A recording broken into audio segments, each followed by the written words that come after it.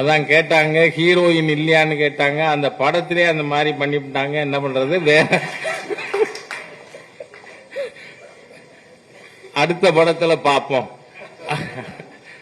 அப்படின்னு சொல்லி இந்த கருத்து. ஏன்னா ஏற்கனவே நாம திருப்பரங்குன்றம் விஷயம் விஸ்தாரமா போக விரும்பல. 1931 பிரிவி கவுன்சிலார் தீர்ப்பளிக்கப்பட்ட விஷயம். அது விவாதத்துக்கு யார் கொண்டு வந்தாலும் சட்ட விரோதமானது, நம்முடைய கலாச்சாரத்திற்கு பண்பாட்டிற்கு விரோதமானது.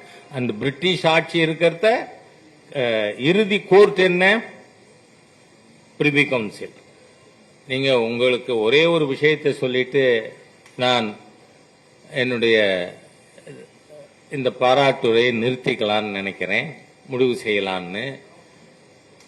நான் லா காலேஜில் படிக்கும்பொழுது, பாரதிதாசன் யூனிவர்சிட்டி திருச்சி லா காலேஜில் படிக்கிறத, அதனுடைய முதல்வராக இருந்த திரு சுந்தரராஜன் அவர்கள், அவர் இப்பவும் அண்ணா நகரில் குடியிருக்கார், இப்ப பாரதிய ஜனதா கட்சியில் உறுப்பினராக இருக்கார்.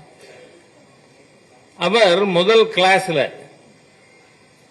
அந்த ஆண்டு மாணவர்களுக்கு சட்டத்தை பற்றிய அறிமுகம் செய்யும் விதமாக அவரோட ஃபர்ஸ்ட் அவர், அதுல அவர் சொன்னார், எதுக்கு நாம் சுப்ரீம் கோர்ட் தீர்ப்பு இறுதியானதுன்னு ஏன் சொல்றோம்? Not because justice is done. இது என்னுடைய சட்ட கல்லூரி முதல்வர் அவர்கள் சொன்னது. நாம ஏன் சுப்ரீம் கோர்ட் தீர்ப்பு இறுதின்னு சொல்றோம்னா, not because justice is rendered, but somewhere the dispute has to stop. வழக்கு என்பது எங்கோ ஒரு இடத்திலே நிறுத்தப்பட வேண்டும்.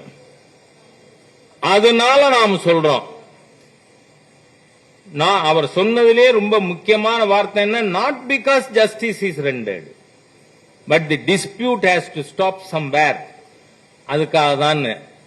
ஆகவே நாம விவாதங்கள், கருத்து வேறுபாடுகள் இருக்கும்.